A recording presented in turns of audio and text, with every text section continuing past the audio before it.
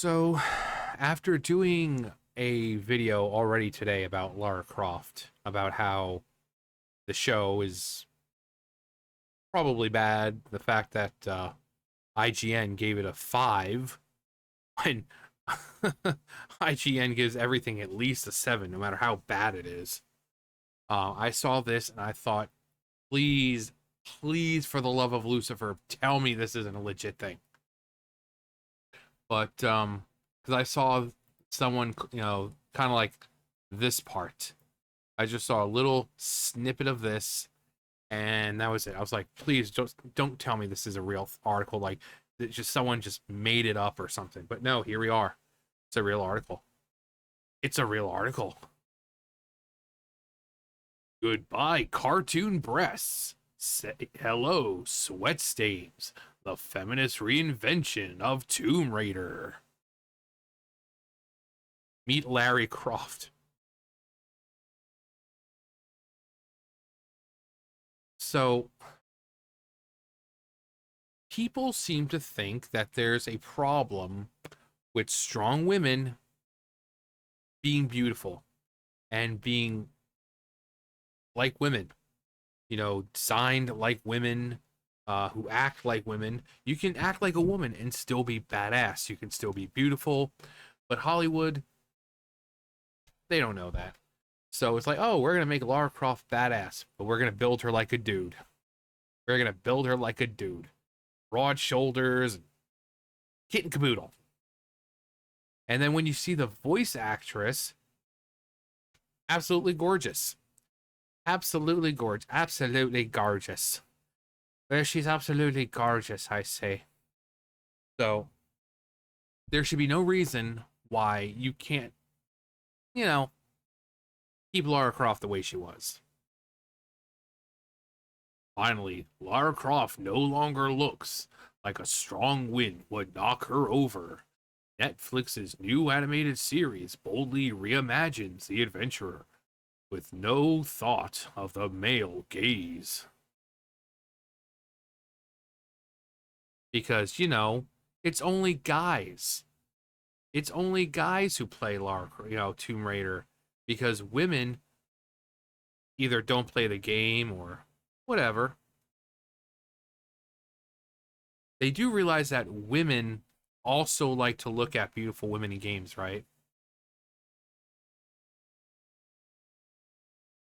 I know. Strange, isn't it? Strange. Women also like to look at beautiful women. Who would have thought? Hot on the. Oh, no, I'm not gonna do that. Hot on the heels of that Oasis reunion, comes news of the return of another '90s icon, Lara Croft. She bounds back onto our screens with a new animated series, which still sporting that holy triumvirate of classic ponytail, backpack, and combat boots. From the get-go, she's performing seemingly impossible feats in the name of archaeology. She outswims a ravenous crocodile and uses her signature blend of parkour and gymnastics to avoid a pit of sharp spikes. But this isn't the Tomb Raider star quite as you might remember her.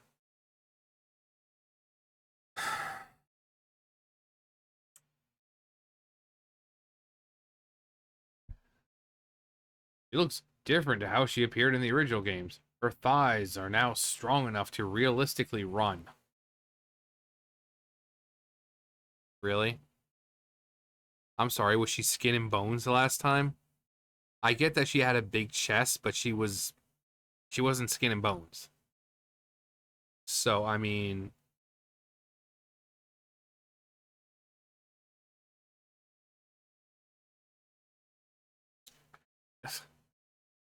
realistically run, climb, stomp, swim, and do all the other myriad things Lara has to do on a daily basis.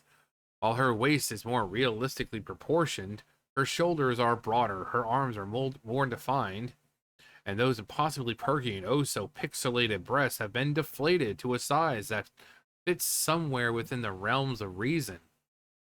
I'm sorry, do women not have big breasts? Are there some women who just, they just have, D size D is pretty big. D is pretty big, which is what Lara seemed to have. So, are you are you invalidating all the women out there who have D-sized breasts? Because that's what it seems like you're doing. Saying it's unrealistic and somewhere within the realm of reason. I'm guessing you're pretty flat then. I'm guessing you're flat. Essentially, she no longer looks like the wind would knock her over.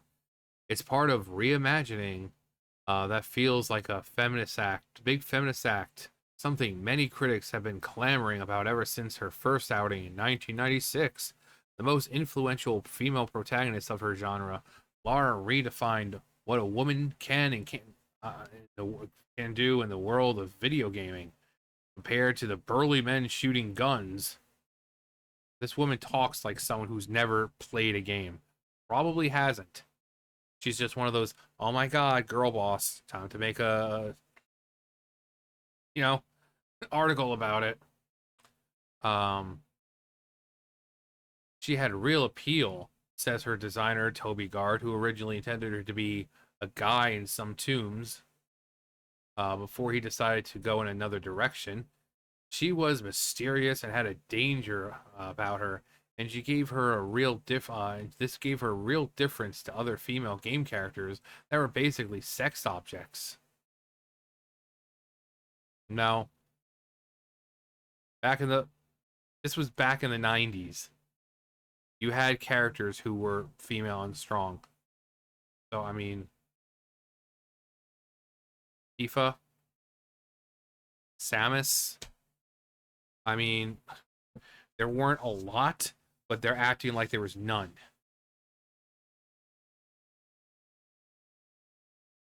I was also I was very keen to get Laura into anime properly, which no one else at the time was doing. This made her move slowly but look realistic, which helped players empathize with her. Which helped players empathize with her. There's nothing wrong with this. Like, yeah, her is a little, just proportion, changed, here, you know, and all that, and she'd look fine. Women have big breasts like this. Get over it. Ooh, big boobies scare me. Realistic, of course, is in the eye of the beholder. For her high adrenaline exploits, Laura wore a tight tank and teeny shorts. All the better to accentuate those gravity-defying breasts. Because again, no woman on the world, in the world has breasts that big. No one. It's all made up by creepy men who make video games.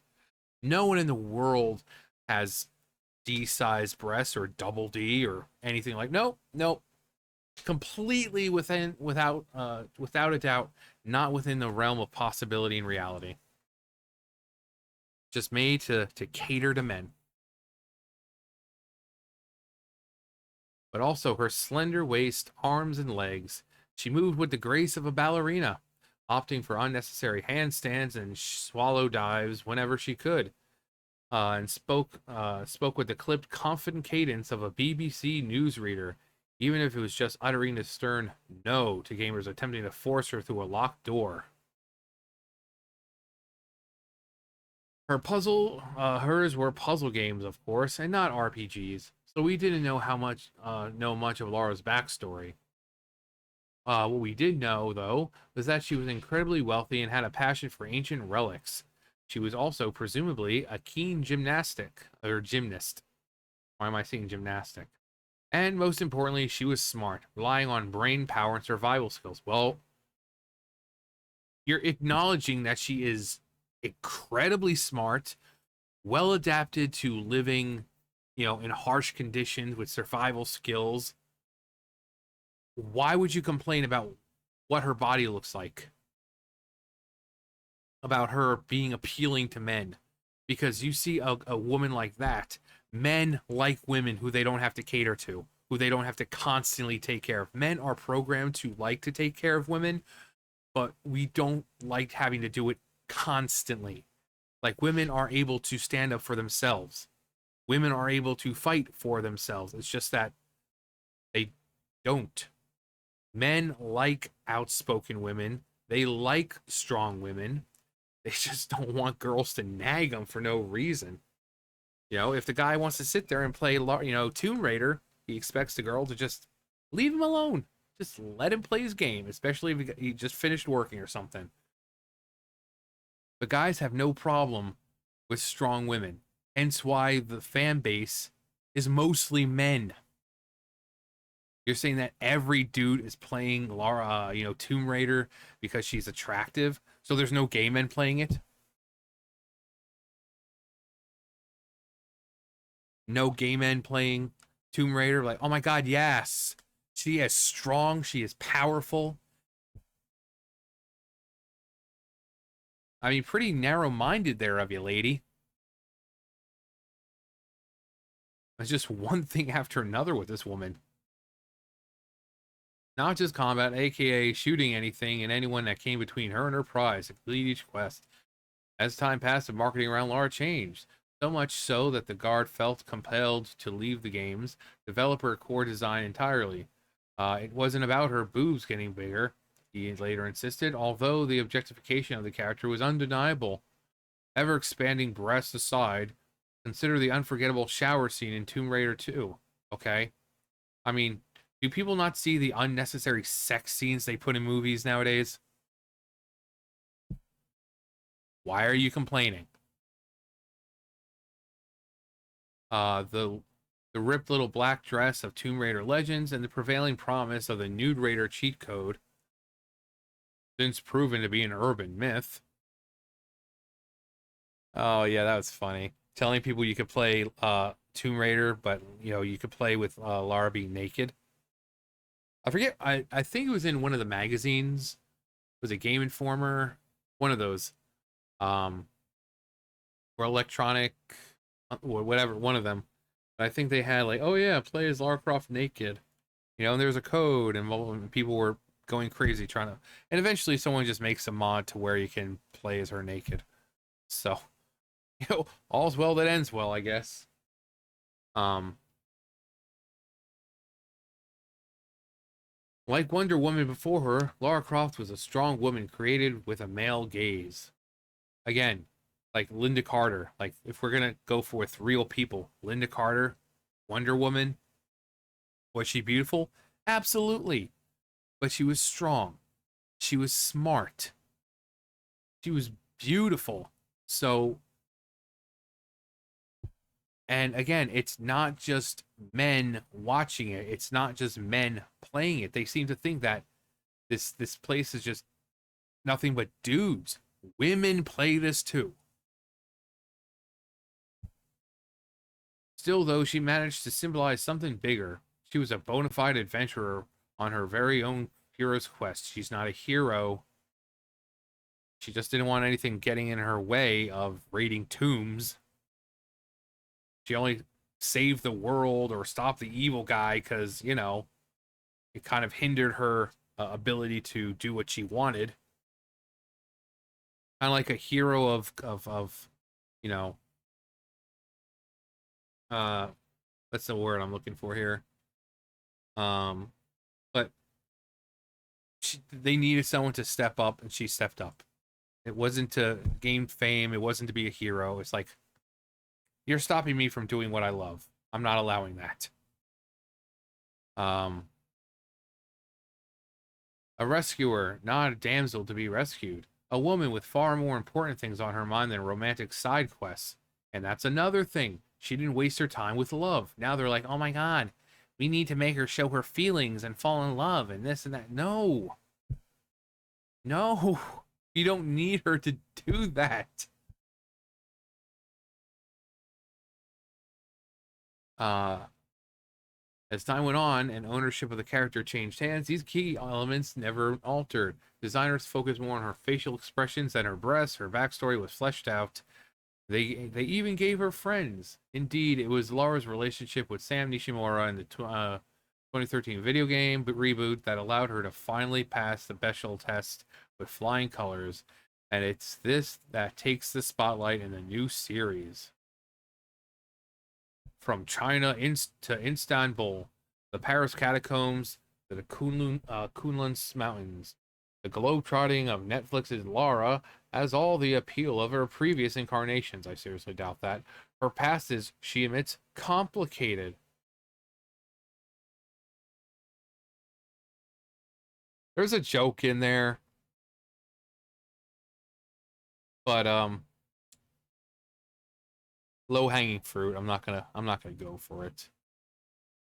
I'm not gonna go for it. And no, it's not me making reference to, so complicated, Avril Lavigne. No.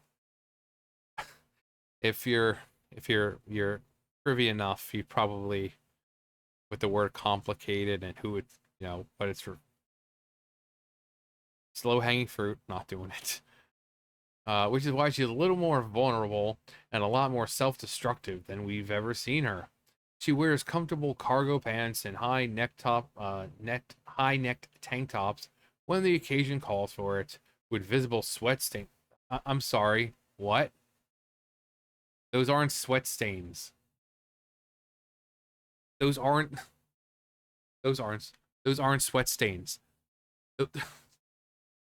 Mm.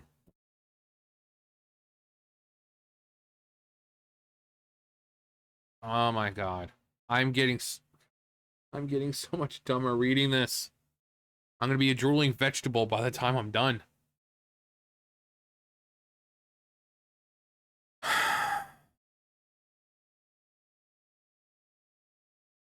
She enjoys an unexpectedly ambiguous relationship with a person from her past. She is, to quote her pal, Jonah, a crazy bastard in a backpack, as fearless and intent on not just raiding tombs, but returning treasure.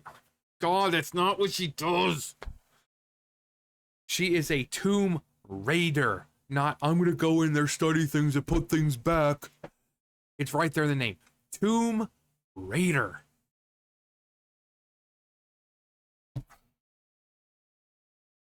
God. I'm gonna be looking like Patrick by the end.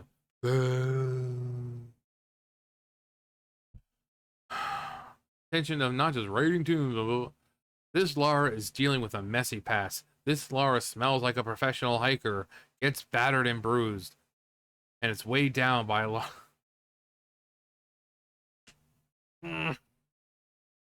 We don't want a Lara Croft that is weighed down with emotional baggage. This Lara shuts herself away from friends, resulting in questionable decision of questionable and Lara's brimming with strength. We need to work out who she is before we can regain cool composure, so synonymous with the legend Lara Croft of old. And yes, she is. God. No woman is an island. This Lara Croft isn't perfect by any means, but impression feels revolutionary. Oh my god. Revolutionary when you compare them with the original blueprints. Because unleashed from her controller, she's allowed to move through her story on her own terms. She's the undisputed custodian of her complicated life at long last, and all thanks to her new TV incarnation.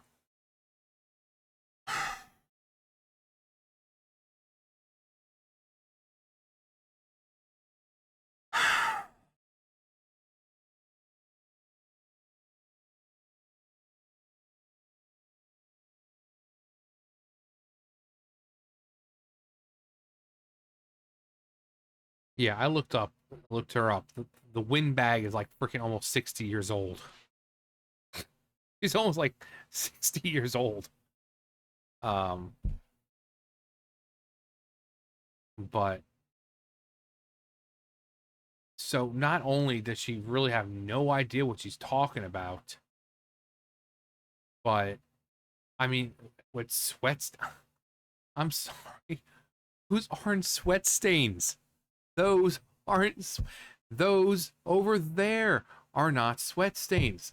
That is shadowing. Shadowing for her chest. Oh my god, look at all the sweat that's dripping down her arm. Oh my god, it's even up there on her face. Look how soaked she is. Looked, oh my god, she's sweating all over. Even her, like it's all over her belt, and oh my god, like all the on her fingers. Oh my god, she's sweating all over the place, guys.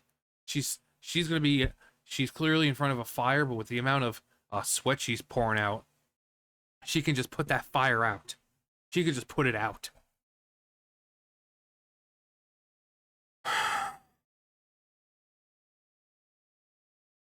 I'm done. I'm done. Bye.